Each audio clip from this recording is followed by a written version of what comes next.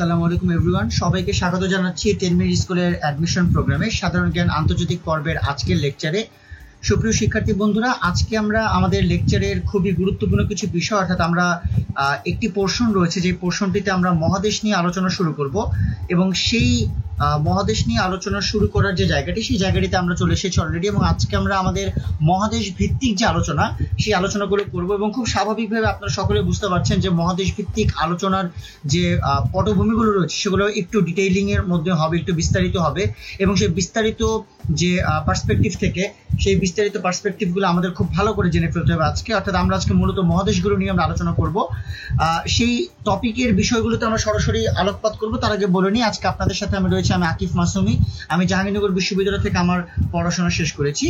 আর কালকে পূর্ণ করে সরাসরি আমরা আজকে দেখে নিই আমাদের আজকের আলোচনার টপিকে কোন কোন বিষয়বস্তু থাকছে। এবং একটু বলে নেওয়া ভালো যে আমরা যে মহাদেশগুলো নিয়ে আলোচনা করব সেই মহাদেশগুলো কিন্তু আমরা চেষ্টা করব রাজনৈতিক ইস্যু যেগুলো রয়েছে সেই বিষয়গুলো আলোচনা করার এবং একই সাথে অর্থনৈতিক বিষয়গুলো নিয়ে আলোচনা করার। আমরা দেখতে পাচ্ছি আমাদের আজকের টপিকে রয়েছে তিনটি মহাদেশ তথা এশিয়া মহাদেশ, ইউরোপ মহাদেশ এবং উত্তর আমেরিকা মহাদেশ।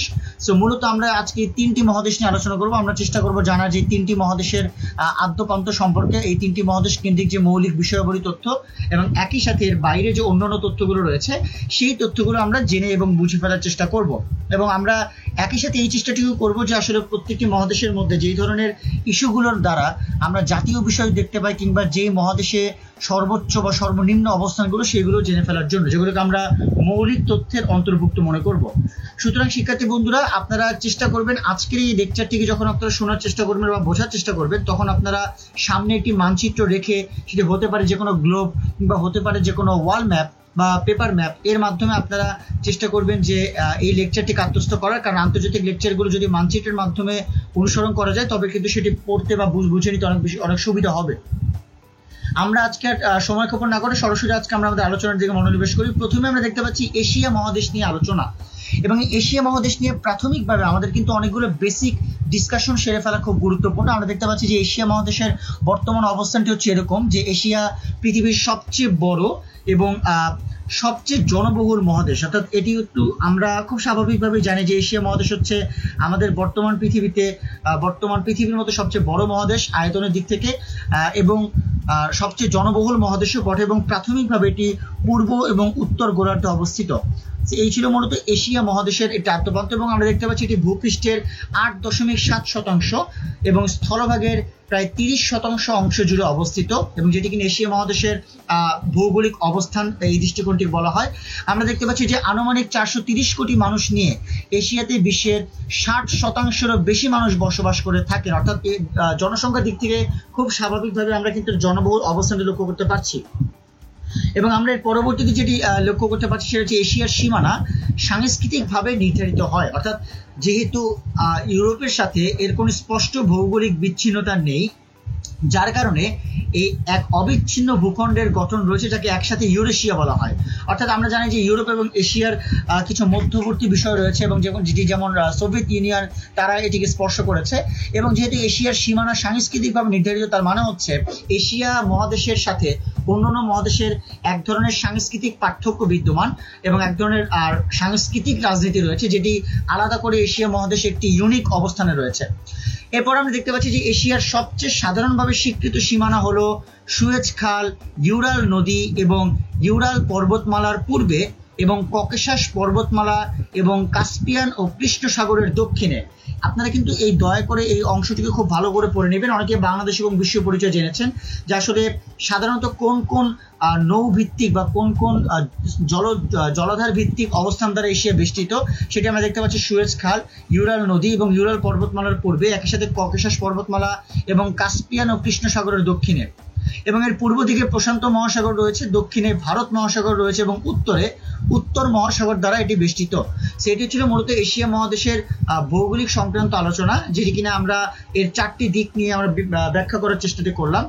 আর এরপরে আমরা দেখতে পাচ্ছি যে ইউরাল পর্বতমালা, ইউরাল নদী, কাস্পিয়ান সাগর, কৃষ্ণ সাগর এবং ভূমধ্য সাগর এগুলো দ্বারা এশিয়া এবং ইউরোপ মহাদেশ দুটি পরস্পর হতে বিচ্ছিন্ন। অর্থাৎ আমরা দেখতে পাচ্ছি যে এই দুটি মহাদেশের মধ্যে যথেষ্ট পরিমাণ আলাদা হওয়ার অবস্থান রয়েছে।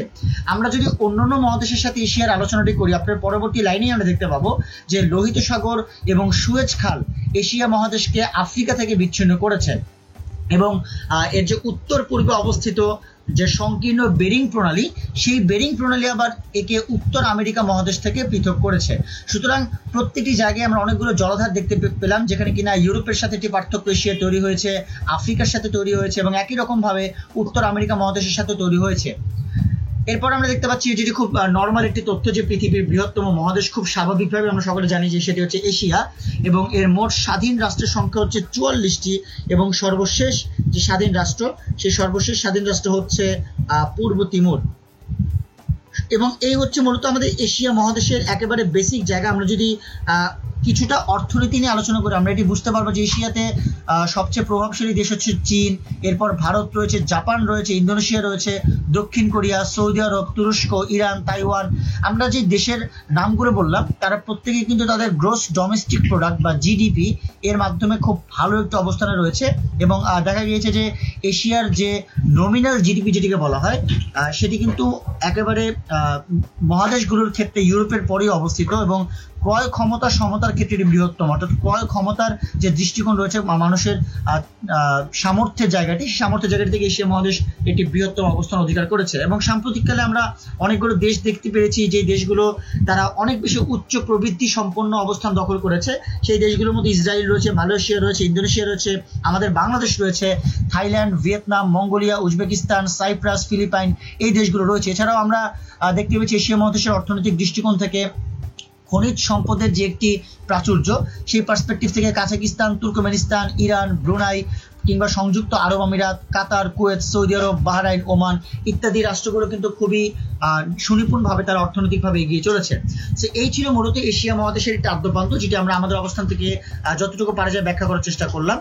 আমরা আমাদের পরবর্তী আলোচনার দিকে মুভ করব। পরবর্তী আলোচনাটি খুব সিম্পল, সেটি হচ্ছে যে এশিয়া মহাদেশের মৌলিক তথ্যগুলো আসলে কেমন, অর্থাৎ যেটি আমাদের জানা খুবই একেবারে বেসিক, যে জায়গা থেকে এশিয়া মহাদেশ। এবং আমি শিক্ষার্থী বন্ধুদেরকে বলে রাখি, এই অংশটি থেকে কিন্তু প্রশ্ন আসার সম্ভাবনা বেশি, যদি কিনা আপনাদের ভর্তি পরীক্ষা এমসিকিউ টাইপের প্রশ্নগুলো বেশি আসে, সেই ক্ষেত্রে এই মৌলিক তথ্যগুলো অনেকাংশে খুবই গুরুত্বপূর্ণ।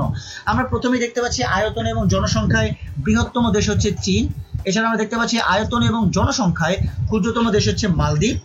দেখতে পাচ্ছি আমরা এশিয়ার মধ্যে বৃহত্তম দ্বীপ যেটি, সেই দ্বীপ হচ্ছে বোর্নিও এবং এই বোর্নিওর অপর নাম হচ্ছে কালিমাস্তান। এটি ইন্দোনেশিয়াতে অবস্থিত, সো এটি আমাদের জেনে ফেলা খুব গুরুত্বপূর্ণ।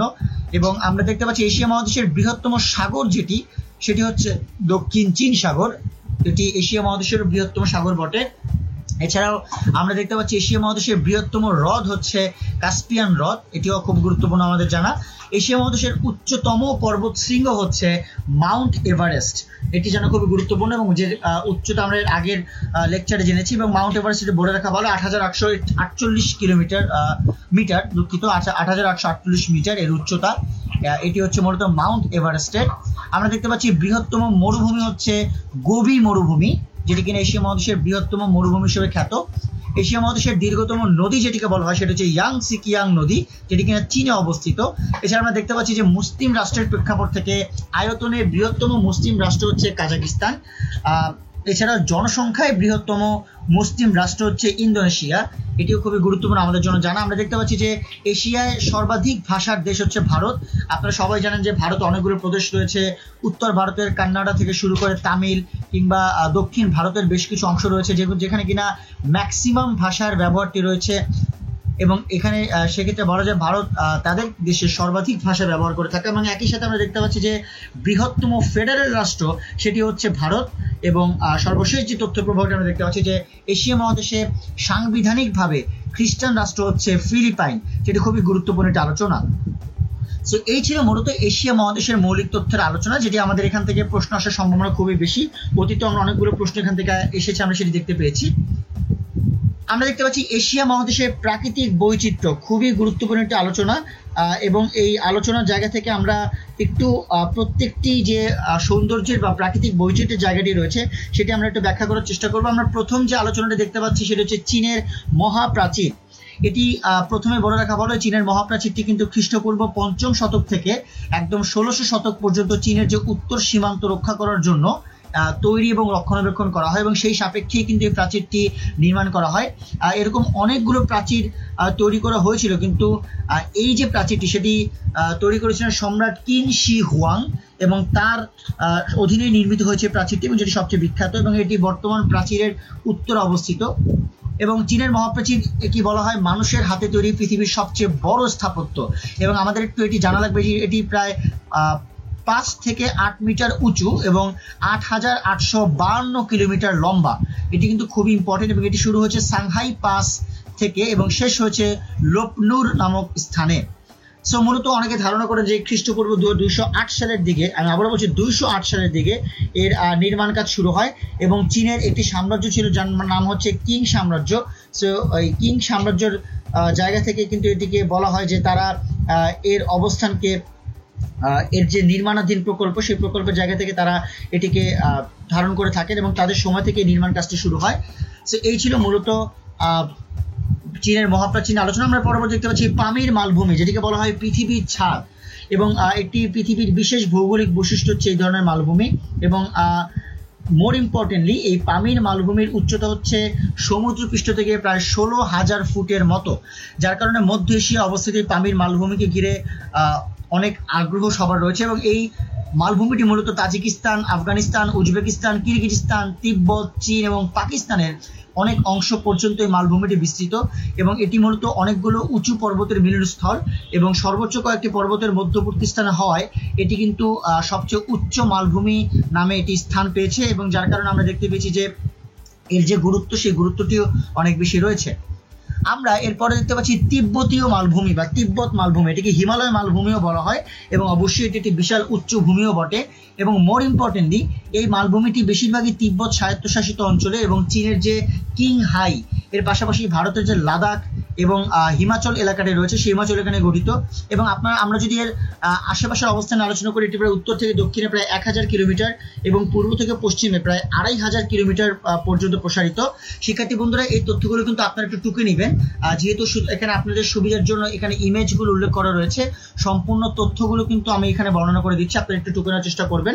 এছাড়া আমরা জানা রাখবে আমাদের যে বিষয়টি যে এই মালভূমিটির গড় উচ্চতা হচ্ছে প্রায় 14,800 ফুট। আমরা পামির মালভূমিটি 16,000 ফুট জেনেছিলাম, তো তিব্বত মালভূমিটি হচ্ছে প্রায় 14,800 ফুটের মতো এবং এটি বলা হয় সমুদ্রতল থেকে প্রায় 3 মাইল উপরে অবস্থিত এবং পৃথিবীর 2টি সর্বোচ্চ পর্বতশৃঙ্গ, একটি হচ্ছে মাউন্ট এভারেস্ট এবং অপরদিকে 2টি মালভূমি রয়েছে এর সাথে, সেই 2টি মালভূমিকে কেন্দ্র করে এটি বিস্তৃত এবং এই ক্ষেত্রেই মূলত এর যে গুরুত্ব সেই গুরুত্বটি বোঝা যায় তিব্বতীয় উপকূল থেকে। আমরা পরবর্তী আলোচনা দেখতে পাচ্ছি আমাদের মাউন্ট এভারেস্ট বা এভারেস্ট পর্বত। খুব স্বাভাবিকভাবে আমরা সবাই জেনেছি যে এশিয়া মহাদেশের সর্বোচ্চ পর্বত শৃঙ্গটি হচ্ছে এই মাউন্ট এভারেস্ট এবং এই এভারেস্ট পর্বত বা মাউন্ট এভারেস্ট হচ্ছে নেপালে সগরমাথা নামে এবং তিব্বতের চোমোলাংমা নামে পরিচিত এবং খুব স্বাভাবিকভাবে আমরা বুঝতে পারছি এটি হচ্ছে বিশ্বের সর্বোচ্চ পর্বত শৃঙ্গ এবং এই শৃঙ্গটি হিমালয়ের যে মহালঙ্গুর হিমাল পর্বতমালা রয়েছে সেখানে এটি অবস্থিত এবং সমুদ্রপৃষ্ঠ থেকে এই মাউন্ট এভারেস্টের উচ্চতাটি হচ্ছে 8,848 মিটার এবং অনেকে ধারণা করে থাকেন যে পৃথিবীর কেন্দ্র থেকে এই শৃঙ্গের দূরত্ব অনেক সর্বাধিক নয়, বরং সেটি খুব কাছাকাছি। এবং আমাদের আরেকটি তথ্য এখান থেকে জেনে ফেলা ভালো, সেটা হচ্ছে এই মাউন্ট এভারেস্টের প্রথম আরোহণকারী যারা ছিলেন তারা যে দুইজন, সেই দুইজন হচ্ছে এডমন্ড হিলারি এবং তেনজিং নোরগে। তারা সর্বপ্রথম মাউন্ট এভারেস্টে আরোহণ করেন এবং এই আলোচনাটি আমরা এর আগেও করেছি এবং এই ক্ষেত্রে বলা যায় যে প্রায় কয়েক দশক ধরে আমরা কিন্তু মাউন্ট এভারেস্টে আরোহণের একটি অবস্থান লক্ষ্য করতে পারছি, যেটিকে আমাদের বাংলাদেশেও যারা ছিলেন মুসা ইব্রাহিম বা কিংবা নিশাত মজুমদার কিংবা ওয়াসফিয়া নাজরিন, তাদের নাম আমরা সবাই জেনেছি মাউন্ট এভারেস্টে আরোহণের ফলে। সো এটি ছিল মূলত মাউন্ট এভারেস্ট কেন্দ্রিক আলোচনা। আমরা এরপর যে আলোচনাটি দেখতে পাচ্ছি আমাদের বাংলাদেশে অবস্থিত খুবই গুরুত্বপূর্ণ সুন্দরবন। সুন্দরবন হচ্ছে আমাদের বঙ্গোপসাগরের উপকূলবর্তী অঞ্চলে অবস্থিত একটি প্রশস্ত বনভূমি, যেটি কিনা আমাদের বিশ্বের প্রাকৃতিক বিস্ময়াবলীর মধ্যে একটি অন্যতম জায়গা এবং ইউনেস্কো 1987 সালে এটিকে ওয়ার্ল্ড হেরিটেজের মধ্যে অর্থাৎ প্রাকৃতিক বৈচিত্র্যের মধ্যে এটিকে অন্তর্গত করে। এবং আমরা যদি ব্যাখ্যা করি যে সুন্দরবনের নিকটবর্তী শহর কোনগুলো, সেগুলো হচ্ছে খুলনা, সাতক্ষীরা, বাগেরহাট, সদর, এগুলোকে বলা হয় নিকটবর্তী জেলা। এছাড়াও অন্য অনেকগুলো জেলা রয়েছে যেখানে কিনা সুন্দরবন স্পর্শ করেছে এবং সমুদ্র উপকূলবর্তী যে নোনা পরিবেশের সবচেয়ে বড় ম্যানগ্রোভ বন এটি হিসেবে সুন্দরবন কিন্তু বিশ্বের সর্ববৃহৎ অখণ্ড বনভূমি হিসেবে রয়েছে এবং সুন্দরবন আমরা সবাই জানি রয়্যাল বেঙ্গল টাইগারের জন্য বিখ্যাত, আপনারা ইমেজ দেখে ওটা অনেকে বুঝতে পারছেন। এছাড়াও চিত্তা হরিণ রয়েছে, এখানে প্রায় 260 প্রজাতির বিভিন্ন প্রাণী রয়েছে এবং একই সাথে আমরা এটি খুব স্বাভাবিকভাবেই বলতে পারি যে এই সুন্দরবনটি কিন্তু প্রাকৃতিক বৈচিত্র্যের ক্ষেত্রে খুবই গুরুত্বপূর্ণ একটি বিষয়।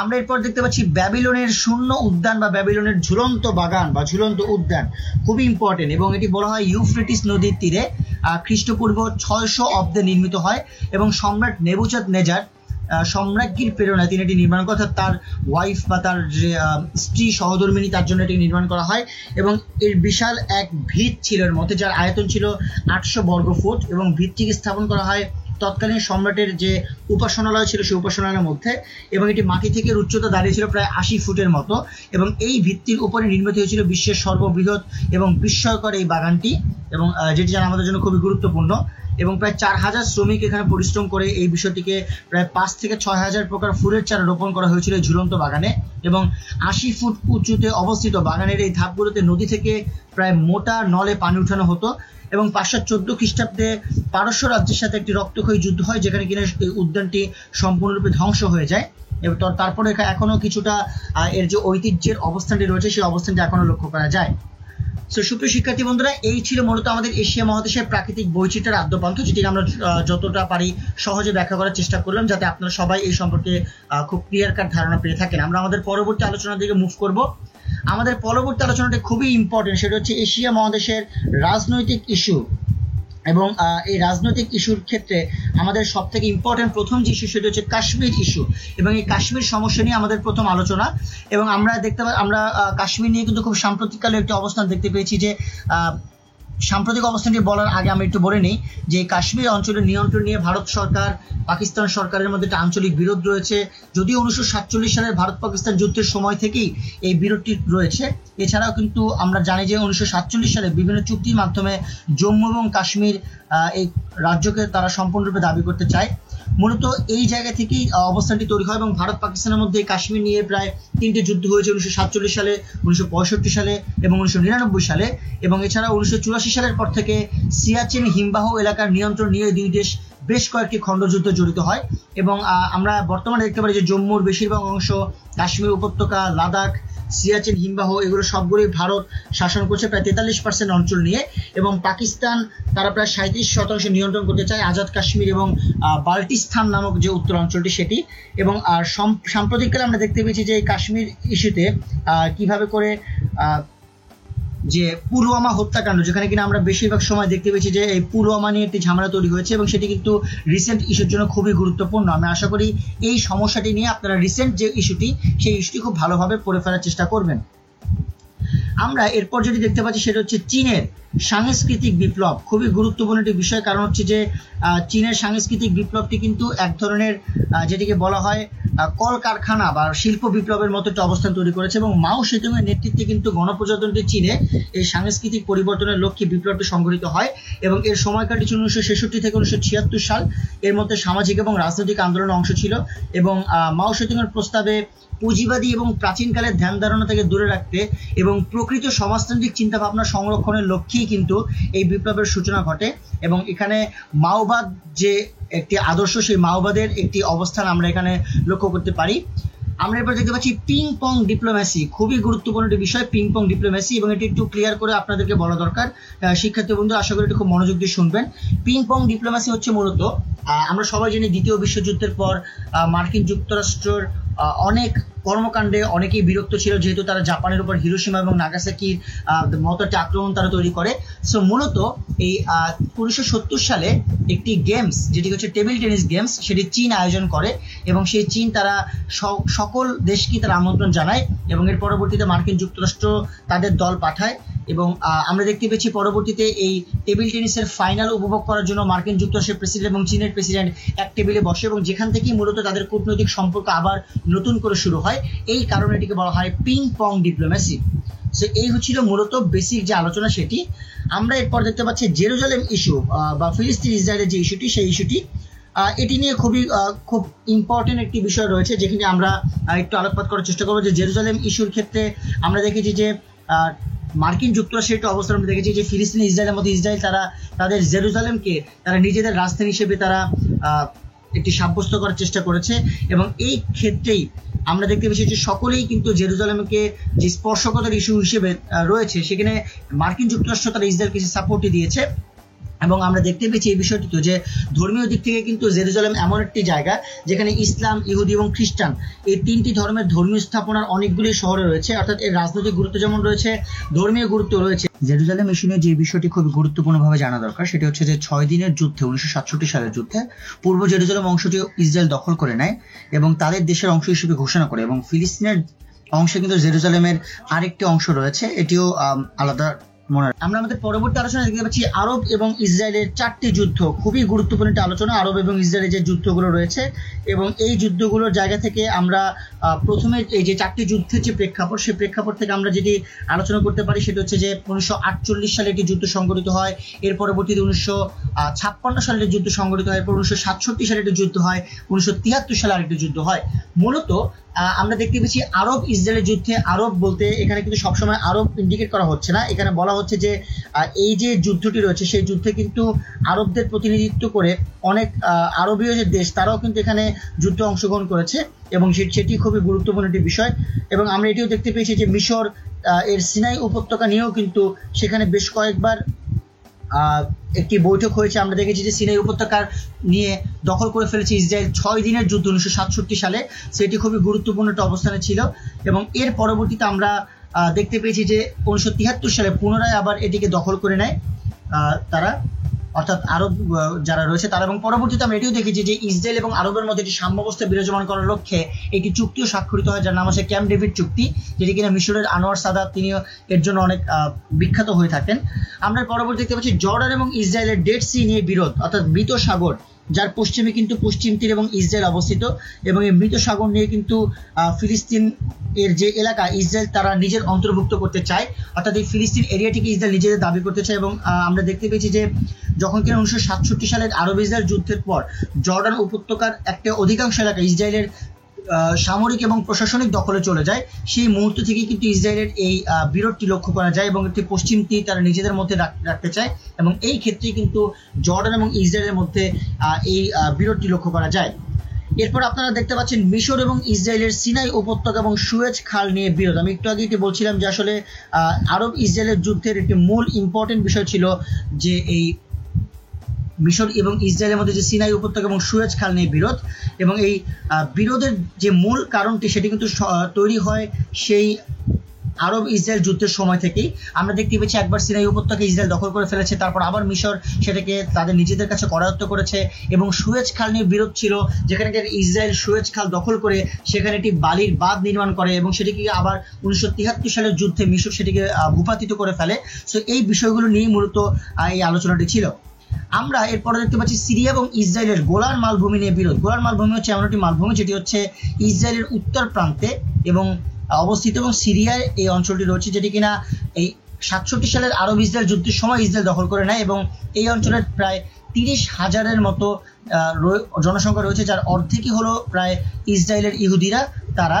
এবং এই নিয়েই কিন্তু গোলান মালভূমির একটি সংকট তৈরি হয়েছে সিরিয়া এবং ইসরায়েলের মধ্যে। একটি বিরোধ আমরা লক্ষ্য করতে পেরেছি, যেখানে কিনা বলা হয় গোলান মালভূমির উপর যে ইসরায়েলের সার্বভৌমত্ব, সেই সার্বভৌমত্বের উপর আমরা দেখেছি ডোনাল্ড ট্রাম্পকেও স্বীকৃতি দিতে, এবং যার কারণে আমরা এটি লক্ষ্য করতে পারি যে ইসরায়েলের যে একটা আক্রমণ, যে আক্রমণের জায়গা হিসেবে ডোনাল্ড ট্রাম্প সেটিকে সাপোর্ট দিচ্ছিল। অপরদিকে সিরিয়াকে আমরা দেখেছি যে এই ইস্যুতে ক্রমাগত সমর্থন দিতে ইরানকে, এবং ইরান এখানে ক্রমাগত সমর্থন দিয়ে যাচ্ছিল যাতে এই গোলান মালভূমিটি সিরিয়ার মধ্যে থাকে।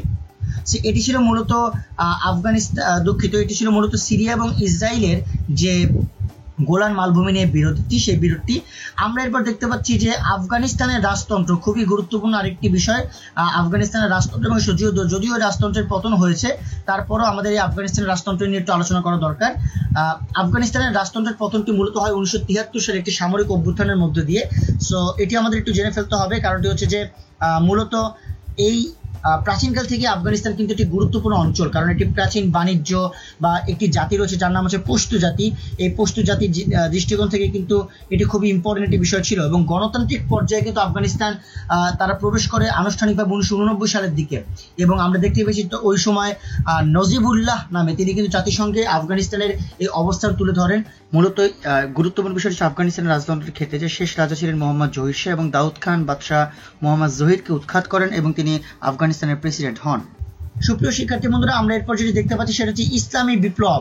এবং এই ইসলামী বিপ্লবটি খুবই গুরুত্বপূর্ণ একটি বিষয়, কারণ হচ্ছে যে 1979 সালে ইরানে এই ইরানি বিপ্লব বা ইসলামী বিপ্লব যেটি আমরা বলি না কেন সেটি ঘটে থাকে, এবং এটি আসলে যুগান্তকারী বিপ্লব, কারণ ইরানকে পাশ্চাত্যপন্থী দেশ থেকে ইসলামী প্রজাতন্ত্রে রূপান্তরিত করার জন্য সব থেকে গুরুত্বপূর্ণ এবং খুবই ইম্পর্টেন্ট উদ্যোগ নেওয়া হয়। সেই জায়গা থেকেই আয়াতুল্লাহ আলী খোমেনি কিংবা যে ধর্মীয় নেতা তাদেরকে এই ক্ষেত্রে খুবই গুরুত্ব প্রদান করা হয়, যেহেতু তারা ইসলামের দৃষ্টিকোণ থেকে তাদেরকে পরিবর্তন করতে সক্ষম হয়েছে। আমরা দেখতে পাচ্ছি এরপর আমাদের ডান সাইডের যে বক্সে রয়েছে জাফরানি বিপ্লব। জাফরানি বিপ্লব হচ্ছে মিয়ানমারের একটি বিপ্লব, যেখানে কিনা জ্বালানি তেলের মূল্য বৃদ্ধির প্রতিবাদে এই বিপ্লবটি সংঘটিত হয়, যেখানে কিনা জাতিসংঘের হিসাব ছিল যে মিয়ানমারের প্রায় 50 মিলিয়ন অধিবাসীকে মাসিক আয়ের 70% ব্যয় করতে হয় খাদ্য কিনতে, এবং সেই কারণে জ্বালানির মূল্য বৃদ্ধি অসহনীয় অবস্থায় চলে গিয়েছিল। সেই কারণে এই বিপ্লবটি খুবই গুরুত্বপূর্ণ। আমরা দেখতে পাচ্ছি রোহিঙ্গা সংকট, আমরা খুবই আলোচিত একটি বিষয়, যেহেতু 2011 সালের পরবর্তীতে মিয়ানমারের আরাকান রাজ্য থেকে রাখাইনরা যখন কিনা রোহিঙ্গাদেরকে বিতাড়িত করে দেয় এবং বাংলাদেশ যখন তাদের আশ্রয় দেয় সবচেয়ে বড় শরণার্থী শিবির তৈরি করে, সেই সাপেক্ষে রোহিঙ্গা সংকটটি খুবই গুরুত্বপূর্ণ। তো আমাদের এই বিষয়টি খুব ভালোভাবে জানতে হবে, যেহেতু এখনো কক্সবাজারের ম্যাক্সিমাম জায়গাটিতে উখিয়া ক্যাম্পে রোহিঙ্গাদের অবস্থানে রয়েছে। আপনারা এরপরে দেখতে পাচ্ছেন ভিয়েতনাম যুদ্ধ, এবং ভিয়েতনাম যুদ্ধটি একই সাথে বলা হয় দ্বিতীয় ইন্দোচীন যুদ্ধ। এবং এই ভিয়েতনাম যুদ্ধর যে প্রেক্ষাপট, সেই প্রেক্ষাপটটিও খুবই গুরুত্বপূর্ণ। কারণটি হচ্ছে যে ভিয়েতনাম যুদ্ধ এটি হয় 1 নভেম্বর 1955 থেকে 30 এপ্রিল 1975 সাল পর্যন্ত উত্তর ভিয়েতনাম এবং দক্ষিণ ভিয়েতনামের মধ্যে। এবং এই ক্ষেত্রে আমরা অনেকগুলো নেতা দেখতে পাই, যেমন হো চি মিন কিংবা লি ডাক থো, এরকম নেতাদের একটি বিভিন্ন উদ্যোগের ফলে কিন্তু এই যুদ্ধের সমাপ্তিটি ঘটে। আমরা এর পরবর্তীতে যে বিষয়টি দেখতে পাচ্ছি সেটা হচ্ছে যে তুরস্ক, এবং এই তুরস্কের একটি স্বাধীনতা যুদ্ধের প্রেক্ষাপটটি। এখানে কিন্তু আরেকটি বিষয় রয়েছে যে ইরাক ইঙ্গো মার্কিন যুদ্ধটাও কিন্তু খুব ইম্পর্টেন্ট, যেটি কিনা আমরা দেখতে পেয়েছি যে 2003 সাল থেকে শুরু হয়, এবং 2003 সাল থেকে শুরু হওয়ার পর মার্কিন প্রেসিডেন্ট তৎকালীন জর্জ ডব্লিউ বুশ তিনি সাদ্দাম হোসেনের এগেইনস্টে একটি ক্লেইম করেন 148 জন শিয়া হত্যা নিয়ে, এবং সেই ক্লেইমের কারণে তারা ইরাক আক্রমণ করেন। পরবর্তীতে তারা ইরাকের যে প্রেসিডেন্ট তাকে পাকড়াও করেন এবং পরবর্তী তার শাস্তি তারা নির্ধারণ করেন। তো এই বিষয়গুলো খুবই গুরুত্বপূর্ণ। এবং তুরস্কের স্বাধীনতা যুদ্ধ নিয়ে এটা বলতে হয় যে তুর্কি জাতীয়তাবাদী এবং মিত্র শক্তি যে পক্ষের শক্তি তাদের মধ্যে এই যুদ্ধ সংঘটিত হয়, এবং উসমানীয় সাম্রাজ্য যেটি রয়েছে সেটিকে প্রথম বিশ্বযুদ্ধের পর বিভক্ত করা হয়, এবং এই কারণেই তুরস্কের স্বাধীনতা যুদ্ধটি খুব গুরুত্বপূর্ণ। আমরা এরপর দেখতে পাচ্ছি যে ফ্রি আচেহ মুভমেন্ট, যেটি কিনা খুবই গুরুত্বপূর্ণ এই অর্থে, কারণ হচ্ছে ইন্দোনেশিয়ার খুবই গুরুত্বপূর্ণ একটি বিষয় হচ্ছে ফ্রি আচেহ মুভমেন্ট, যাতে আচেহ নামক যে প্রদেশটি রয়েছে সেই আচেহ নামক প্রদেশটিকে ইন্দোনেশিয়ার সুমাত্রা নামক অঞ্চল থেকে স্বাধীনতা করার জন্য একটি বিচ্ছিন্নতাবাদী দল কাজ করেছিল। এবং 2005 সাল পর্যন্ত এই আচেহ বিদ্রোহে ইন্দোনেশিয়ান সরকারি বাহিনীর বিরুদ্ধে তারা লড়াই করে, এবং এই সময় 15,000-এর বেশি প্রাণহানি ঘটে, যার কারণে এই মুভমেন্টটি খুবই আলোচিত একটি মুভমেন্ট হিসেবে তৈরি হয়। সো এটি ছিল মূলত আচেহ নামক যে বিষয়টি রয়েছে সেই আচেহ নামক বিষয়টির অবস্থান। লম্বক দ্বীপও কিন্তু একই সাথে ইন্দোনেশিয়ার একটি গুরুত্বপূর্ণ আন্দোলন ছিল, এবং এই দ্বীপটি পশ্চিমে প্রায় বালি দ্বীপ থেকে লম্বক প্রণালী দ্বারা এটি বিভক্ত, এবং এরাও তাদের স্বাধীনতার জন্য আন্দোলন করার চেষ্টা করেছিল, এবং যার কারণে এটি খুবই গুরুত্বপূর্ণ। অ্যাট লাস্ট আমরা দেখতে পাচ্ছি সানশাইন পলিসি, যেখানে বলা হয় সানশাইন নীতি হচ্ছে উত্তর কোরিয়ার প্রতি দক্ষিণ কোরিয়ার একটি বৈদেশিক নীতির তাত্ত্বিক ভিত্তি। এর শিরোনাম হলো যে উত্তরের তুলনায় সমঝোতা এবং সহযোগিতা নীতি, এবং এই কারণে এটিকে সানশাইন বলা হয়, যে উত্তর কোরিয়া এবং দক্ষিণ কোরিয়ার যাতে একটি সমঝোতা অবস্থান তৈরি হয়। মূলত এই হচ্ছে এশিয়া মহাদেশের রাজনৈতিক ইস্যু নিয়ে আলোচনা, যেটি আমরা জেনে ফেললাম। আমরা আমাদের পরবর্তী আলোচনার দিকে মুভ করব। ইউরোপ মহাদেশ, আমরা আমাদের পরবর্তী আলোচনার খুব বেসিক পয়েন্টে চলে এসেছি ইউরোপ মহাদেশ নিয়ে আলোচনা। এবং আমরা দেখতে পাচ্ছি যে ইউরোপ মহাদেশ নিয়ে আলোচনার ক্ষেত্রে খুব ইম্পর্টেন্ট কিছু বিষয়, যেমন ইউরোপে আমরা তথ্য প্রবাহগুলো খুব মনোযোগ দিয়ে বোঝার চেষ্টা করবো, তাহলে আমরা বুঝতে পারবো। এবং আমি আবারও বলছি, দয়া করে যখন কিনা কোনো মহাদেশকে আমরা একটি মহাদেশ থেকে আরেকটি মহাদেশ পৃথক করার কথা বলি, তখন ম্যাপ সামনে রেখে বসবেন, যার মাধ্যমে আপনাদের এই বিষয়টি খুবই পরিষ্কার আকারে বোঝা যাবে। সো প্রথমে আমরা দেখতে পাচ্ছি ইউরোপ এমন একটি মহাদেশ যেটা বৃহত্তর ইউরেশিয়া মহাদেশের ভূখণ্ডের পশ্চিমের উপদ্বীপ নিয়ে গঠিত এবং সাধারণভাবে ইউরাল এবং ককেশাস পর্বতমালা, ইউরাল নদী, কাস্পিয়ান এবং কৃষ্ণ সাগরের জলবিভাজিকা এবং কৃষ্ণ ও এজিয়ান সাগর সংযোগকারী জলপথ এই ইউরোপকে এশিয়া মহাদেশ থেকে পৃথক করেছে। আমরা কিন্তু এশিয়া এবং ইউরোপের পৃথকীকরণের যে জায়গাটি একটু আগে পড়েছি, তার সাথে কিন্তু অনেকাংশে মিল রয়েছে, আপনারা দেখতে পাচ্ছেন। সুতরাং খুব সহজে আপনারা ম্যাপ দেখে এটিকে মিলাতে পারবেন। এছাড়াও আমরা যদি ইউরোপের চারপাশের অবস্থান আলোচনা করি, তাহলে দেখতে পাবো ইউরোপের উত্তরে উত্তর মহাসাগর, পশ্চিমে আটলান্টিক মহাসাগর, দক্ষিণে ভূমধ্য সাগর এবং দক্ষিণ পূর্বে কৃষ্ণ সাগর ও সংযুক্ত জলপথ রয়েছে। সেটি খুবই গুরুত্বপূর্ণ একটি বিষয়। এবং এছাড়া আমরা দেখতে পাচ্ছি ইউরোপের ভূপৃষ্ঠের দ্বারা বিশ্বের দ্বিতীয় ক্ষুদ্রতম মহাদেশ হচ্ছে ইউরোপ, অর্থাৎ আমরা ইউরোপ অ্যাকচুয়ালি কিন্তু অনেক ছোট তাদের ভূপৃষ্ঠের জায়গা থেকে। আমরা দেখতে পাচ্ছি এর আয়তন 1,01,80,000 বর্গ কিলোমিটার। আমি দুঃখিত, এটি সম্ভবত 10 কোটি হবে, না এটি আসলে 10 কোটি না 1 কোটি হবে, 1,01,80,000 বর্গ কিলোমিটার বা ভূপৃষ্ঠের 2% মাত্র। এবং স্থলভাগের 6.8% জুড়ে রয়েছে এই ইউরোপ মহাদেশের অবস্থানটি। এবং ইউরোপের প্রায় 50টি দেশের মধ্যে রাশিয়া মহাদেশের মোট আয়তনের 40% নিয়ে কিন্তু এই পর্যন্ত আয়তন এবং জনসংখ্যা উভয় দিক দিয়ে কিন্তু এটি বৃহত্তম, যদিও এই রাশিয়া দেশটির ভূভাগ ইউরোপ এবং এশিয়া উভয় অঞ্চলে রয়েছে। এছাড়া ইউরোপ মহাদেশ আরো একটি অবস্থানের সাক্ষী, সেটি হচ্ছে ভ্যাটিকান সিটি রয়েছে, যেটি কিনা আয়তন সবচেয়ে ক্ষুদ্রতম। এবং আমরা যদি দেখতে পারি 743 মিলিয়ন জনসংখ্যা যেটি বর্তমান পৃথিবীতে রয়েছে, সেই বিশ্বের মোট জনসংখ্যার প্রায় 11% নিয়ে ইউরোপ, অর্থাৎ এশিয়া এবং আফ্রিকার পর তৃতীয় জনবহুল মহাদেশ হচ্ছে ইউরোপ মহাদেশ। এবং এখানে সবচেয়ে বেশি ব্যবহৃত মুদ্রা হচ্ছে ইউরো। এবং ইউরোপীয় ভাষাসমূহ, যেখানে কিনা বেশিরভাগই 3টি ইন্দো ইউরোপীয় ভাষাগোষ্ঠীর মধ্যে পড়ে, যেমন রোমান্স ভাষাসমূহ রয়েছে, রোমান সাম্রাজ্যের লাতিন থেকে উদ্ভূত। এখানে জার্মানীয় ভাষাসমূহ রয়েছে, যার পূর্বপুরুষ ভাষা দক্ষিণ স্ক্যান্ডিনেভিয়া থেকে এসেছে। এবং এছাড়াও স্লাভীয় ভাষা রয়েছে, যেটি কিনা স্লোভেকিয়া থেকে এসেছে বা স্লোভেনিয়া থেকে এসেছে। তো এই ভাষাসমূহগুলো বেশিরভাগই আমরা বুঝতে পারলাম। এবং ধর্মের দিক থেকে দেখা যায় ইউরোপের বৃহত্তম ধর্ম হচ্ছে খ্রিস্ট ধর্ম, যেখানে কিনা 76.2% এটি ইউরোপীয় খ্রিস্টান। এর মাঝে ক্যাথলিকরা অন্তর্ভুক্ত, ইস্টার্ন অর্থোডক্স বা যারা কিনা মৌলবাদ বলা হয় তারা অন্তর্ভুক্ত, এবং প্রোটেস্ট্যান্ট গির্জা তারাও কিন্তু এর মধ্যে অন্তর্গত। এই হচ্ছে মূলত আমাদের ইউরোপ মহাদেশ নিয়ে যে বেসিক প্রশ্নের জায়গাগুলো, সেই বেসিক প্রশ্নের জায়গাগুলো আমরা আমাদের পরবর্তী আলোচনা মুভ করবো। আমরা দেখতে পাচ্ছি ইউরোপ মহাদেশের মৌলিক তথ্য, মোর ইম্পর্টেন্ট এটি জানতে হবে আমাদের যে ইউরোপ মহাদেশের কোন কোন বিষয়গুলো খুবই মৌলিকভাবে আমাদের জেনে ফেলা গুরুত্বপূর্ণ, আমরা সেটি এখন জানবো। আমরা দেখতে পাচ্ছি যে আয়তন এবং জনসংখ্যায় বৃহত্তম দেশ হচ্ছে রাশিয়া, এটি আমরা খুব ভালোভাবেই জেনে ফেলেছি কিছুক্ষণের মধ্যে। আমরা দেখতে পাচ্ছি আয়তন এবং জনসংখ্যায় ক্ষুদ্রতম দেশ হচ্ছে ভ্যাটিকান সিটি, এটিও জানা খুবই গুরুত্বপূর্ণ ছিল আমাদের জন্য। আমরা দেখতে পাচ্ছি ইউরোপের দ্বার বলা হয় ভিয়েনাকে, যেটি কিনা অস্ট্রিয়ার রাজধানী ভিয়েনা। এবং ইউরোপের ককপিট বলা হয় বেলজিয়ামকে, যেটি কিনা বলা হয় বেলজিয়ামের মাধ্যমে ইউরোপকে নিয়ন্ত্রণ করা হয়, এই সাপেক্ষে ইউরোপের ককপিট বলা হয়। আমরা দেখতে পাচ্ছি আল্পসের সর্বোচ্চ শৃঙ্গ হচ্ছে মাউন্ট এলব্রুস, এটা হচ্ছে ইউরোপ মহাদেশের সর্বোচ্চ শৃঙ্গ এবং মাউন্ট এলব্রুসকে বলা হয়। ইউরোপ মহাদেশ মূলত উত্তর গোলার্ধে অবস্থিত এবং ইউরোপ মহাদেশের যে পার্বত্য অঞ্চলটি রয়েছে সেই পার্বত্য অঞ্চলকে বলা হয় বলকান অঞ্চল। এবং মোর ইম্পর্টেন্টলি এই বলকান অঞ্চলের জায়গা থেকে কিন্তু আমরা একটা বিষয় আমাদেরকে জেনে ফেলতে হবে, সেটা হচ্ছে যে এই বলকান অঞ্চল কিন্তু অনেক ইম্পর্টেন্ট এই অর্থে, কারণ বলকান অঞ্চলের দেশগুলো আলাদাভাবে রয়েছে, ঠিক একই রকমভাবে স্ক্যান্ডিনেভিয়ান দেশ কিংবা নর্ডিক অঞ্চলের দেশ রয়েছে, ঠিক সেরকমভাবে বলকান অঞ্চলের দেশও কিন্তু রয়েছে।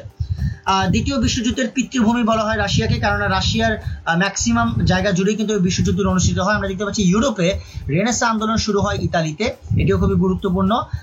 আয়তনে জাতিসংঘের ক্ষুদ্রতম দেশ হচ্ছে মোনাকো, যেটি কিনা ইউরোপ মহাদেশে অবস্থিত। এবং ইউরোপের উত্তর অঞ্চলকে বলা হয় স্ক্যান্ডিনেভিয়ান অঞ্চল।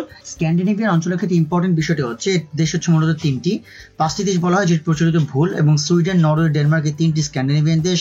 এবং এই 3টি দেশ সহ যখন ফিনল্যান্ড এবং আইসল্যান্ডকে কানেক্ট করা হয়, ওই 5টি দেশকে বলা হয় মূলত নর্ডিক দেশ, অর্থাৎ স্ক্যান্ডিনেভিয়ান কান্ট্রি মূলত 3টি। ঠিক একই রকম ভাবে আমরা পরবর্তী দেখতে পাচ্ছি সোভিয়েত ইউনিয়ন ভেঙে 15টি রাষ্ট্র হয়। একই রকম ভাবে এই 15টি রাষ্ট্র থেকে আবার যুগোস্লাভিয়া ভেঙে 60টি রাষ্ট্র সংগঠিত হয়, যেটি আমাদের জন্য জানা খুবই গুরুত্বপূর্ণ। সো এই ছিল মূলত ইউরোপ মহাদেশের মৌলিক তথ্য, যেটি আমরা এখন বুঝতে পারলাম। আমরা এর পরবর্তী আলোচনার দিকে যাব। সেটি হচ্ছে যে পরবর্তী আলোচনা আমরা দেখতে পাচ্ছি যে ইউরোপ মহাদেশের প্রাকৃতিক বৈচিত্র্য। সো এটি খুবই গুরুত্বপূর্ণ। ইউরোপ মহাদেশের প্রাকৃতিক বৈচিত্র্যের জায়গা থেকে আমরা এটি নিয়ে একটু আলোচনা করবো যে কোন কোন প্রাকৃতিক বৈচিত্র্যগুলো ইউরোপ মহাদেশের ক্ষেত্রে সব থেকে গুরুত্বপূর্ণ। আমরা প্রথমেই যেটি দেখতে পাচ্ছি সেটা হচ্ছে ক্রেমলিন বিল্ডিং। এবং এই ক্রেমলিন বিল্ডিংটি কেন গুরুত্বপূর্ণ, মূলত এটি বলে রাখা ভালো, এটি রাশিয়ার মস্কোতে অবস্থিত। এবং এই ক্রেমলিন বিল্ডিং যেটি রয়েছে সেটি কিন্তু এক ধরনের সিনেট সভা এখানে অনুষ্ঠিত হয়, অর্থাৎ এটি কিন্তু প্রশাসনিক কাজে নিয়োজিত একটি বিল্ডিং এবং এখানে কিন্তু বেশ কয়েকবার বিভিন্ন সভাও অনুষ্ঠিত হয়ে থাকে। এটি হচ্ছে মূলত ক্রেমলিন বিল্ডিং এর ধরন এবং এটি অবশ্যই নয়নাভিরাম অবস্থান থেকে রয়েছে এবং যার কারণে ক্রেমলিন বিল্ডিংটিও আলোচনার মধ্যে রয়েছে। লুভর মিউজিয়ামের অবস্থানের পরেই রয়েছে লুভর মিউজিয়াম। লুভর মিউজিয়াম পূর্বে বৃহত্তম মিউজিয়াম ছিল, বর্তমানে এটি আসলে ব্রিটিশ মিউজিয়াম, যেটি কিনা 1793 সালে স্থাপিত হয়। এবং মোর ইম্পর্টেন্টলি এটি ফ্রান্সের রাজধানী প্যারিসের একটি ঐতিহাসিক স্থাপনা এবং এই শহরের কেন্দ্রভাগের স্থাপনাটি সেন নদীর তীরে অবস্থিত। এবং এই জাদুঘরটি যে প্রদর্শন স্থলের যে আয়তন সেটি হচ্ছে প্রায় 72,735 বর্গ মিটার। এটি যেন খুবই গুরুত্বপূর্ণ যে 72,735 বর্গ মিটার। এটি হচ্ছে মূলত যেটিকে বলা হয় লুভর মিউজিয়াম। আমরা এরপর দেখতে পাচ্ছি ভলগা নদী। ভলগা নদী হচ্ছে কিন্তু ইউরোপ মহাদেশের সবচেয়ে দীর্ঘতম এবং বৃহত্তম নদী বলা হয় এবং ভলগা নদী ম্যাক্সিমাম এটি রাশিয়ার মধ্য দিয়ে প্রবাহিত হয়েছে এবং বলা হয় যে এটি হচ্ছে রাশিয়ার সর্ববৃহৎ 11টি শহরকে তার স্পর্শ করেছে এবং এর পরবর্তীতে এটি প্রবাহিত হয়েছে এবং এটি ছিল ভলগা নদীর অবস্থান। এই ছিল মূলত, কারণ এটি ইউরোপ মহাদেশের বৃহত্তম নদী হিসেবেও খ্যাত। আমরা দেখতে পাচ্ছি হেলানো মিনার। হেলানো মিনারকে আরেকটি নাম হচ্ছে পিসা টাওয়ার। মূলত এটি ইতালিতে অবস্থিত এবং এখানে ঘন্টা বাজানোর উদ্দেশ্যে এটি নির্মিত হয়েছিল এবং নির্মাণের শুরু থেকেই মূলত এই দিকটি একদিকে হেলতে থাকে এবং এর অবকাঠামোগত রক্ষা করার জন্য এটিকে পদক্ষেপ নেওয়া হয়। প্রায় 21 বছর ধরে এর চতুর্দিকে অস্থায়ীভাবে একটি মাচা তৈরি করা হয় এবং এটি সর্বশেষ অপসারণ করার পর এই মিনারটিকে পুনরায় সঠিকভাবে লক্ষ্য করা যায়। এটি ছিল মূলত হেলানো মিনারের যে নেচার সেটি। এন্ড লাস্টে আমরা দেখতে পাচ্ছি কলোসিয়ামের যে অবস্থান, রোমের কলোসিয়াম ইতালিতে অবস্থিত এবং এই কলোসিয়ামটি হচ্ছে একটি ছাদবিহীন মঞ্চ, যেখানে কিনা 50,000 দর্শক ধারণ ক্ষমতা সম্পন্ন একটি মঞ্চ এবং এখানে সাধারণত গ্ল্যাডিয়েটরদের যে প্রতিযোগিতা এবং যে কোনো প্রদর্শনীর ব্যবস্থা করা হয়, যেটি কিনা রোমান ফোরামের পশ্চিমে অবস্থিত। এবং মোর ইম্পর্টেন্টলি এখানে প্রায় 70 থেকে 72 খ্রিস্টাব্দের মাঝে কোনো এক সময় সম্রাট ভেসপাসিয়ান নামে একজন সম্রাটের রাজত্ব ছিল। এটি ছিল মূলত ইউরোপ মহাদেশের প্রাকৃতিক বৈচিত্র্য। আমরা এরপর যেটি দেখতে পাচ্ছি সেটা হচ্ছে ইউরোপ মহাদেশের রাজনৈতিক ইস্যু। খুবই গুরুত্বপূর্ণ একটা আলোচনা যেটি আমরা এখন করব। ইউরোপ মহাদেশের রাজনৈতিক ইস্যু আমরা একটু মনোযোগ দিয়ে এটা বোঝার চেষ্টা করবো। প্রথমে যে আমরা জানার চেষ্টা করবো সেটা হচ্ছে শিল্প বিপ্লব।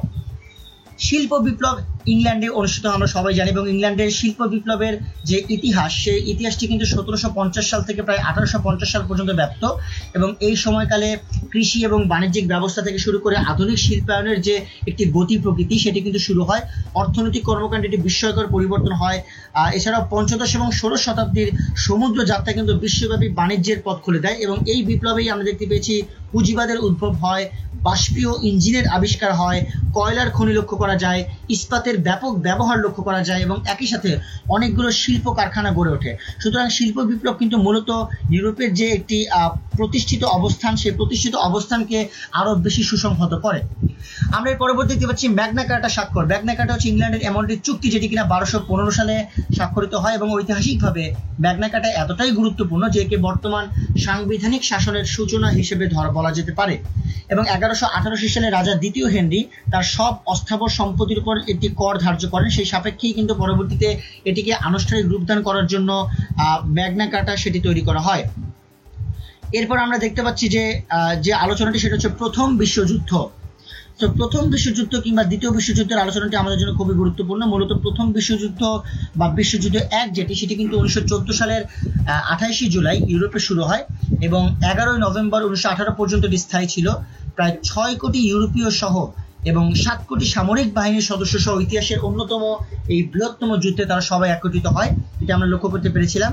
এবং এই প্রথম বিশ্বযুদ্ধ যেটি, সেটি কিন্তু ব্যাপ্তি ছিল 1914 সাল থেকে 1918 সাল পর্যন্ত। যার কারণে এটি মূলত খুবই আলোচিত অবস্থান তৈরি করেছিল। আমরা এছাড়াও যেটি দেখতে পাচ্ছি সেটি হচ্ছে যে এই দ্বিতীয় বিশ্বযুদ্ধের যে অবস্থানটি সেটা হচ্ছে 1939 সাল থেকে 1945 সাল পর্যন্ত, এবং এই 6 বছর দ্বিতীয় বিশ্বযুদ্ধের সময়সীমা ধরে নেওয়া হয়। এবং 1945 সালের ফেব্রুয়ারিতে যখন কিনা সোভিয়েত ইউনিয়নের একটি আনুষ্ঠানিক চুক্তি স্বাক্ষর হয়, তার মাধ্যমে কিন্তু মূলত এই যে দ্বিতীয় বিশ্বযুদ্ধের সমাপ্তি সেটি ঘটে। এবং আমরা এটিও ভালোভাবে জানি যে দুটি বিশ্বযুদ্ধের মাধ্যমে দুটি সংগঠনের উদ্ভব ঘটে। একটি হচ্ছে যে প্রথম বিশ্বযুদ্ধের পর আমরা দেখেছি লিগ অফ নেশনস বা জাতিপুঞ্জের উদ্ভবটি ঘটে, এবং একই সাথে দ্বিতীয় বিশ্বযুদ্ধের পর কিন্তু যেটি উদ্ভব ঘটে সেটি হচ্ছে যে দ্বিতীয় বিশ্বযুদ্ধের পর জাতিসংঘ বা ইউনাইটেড নেশনস তার উদ্ভবটি ঘটে। রুশ বিপ্লব যেটি খুবই গুরুত্বপূর্ণ, এবং রুশ বিপ্লবের হাত ধরেই কিন্তু সোভিয়েত ইউনিয়নের প্রতিষ্ঠা করা হয়। এবং যেটি সবথেকে গুরুত্বপূর্ণ যে এই যে রুশ বিপ্লবটা যেটি কিনা 1917 সালে সংগঠিত হয়, এই রুশ বিপ্লবের নেতৃত্ব প্রদান করেন লেনিন। এবং এই লেনিনের যে নামানুসারে কিন্তু এটি অঞ্চল ছিল লেনিনগ্রাদ নামে। মূলত এটি আমাদের জানা দরকার ছিল যে রুশ বিপ্লবের নেতৃত্ব প্রদান করেন তিনি হচ্ছেন লেনিন, এবং 1917 সালে বিপ্লবটি সংগঠিত হয়। এবং এই রুশ বিপ্লবের সাথে আমাদের পরবর্তী যে আন্দোলন বা পরবর্তী যে রাজনৈতিক ইস্যু সেটি জড়িত, সেটি হচ্ছে জারতান্ত্রিক শাসনতন্ত্র। জারতান্ত্রিক শাসনতন্ত্র খুবই গুরুত্বপূর্ণ একটি বিষয়, এবং অনেকে মনে করেন যে জার শাসনতন্ত্রের মাধ্যমে এটি সমাজতান্ত্রিক অবস্থান তৈরি হয়।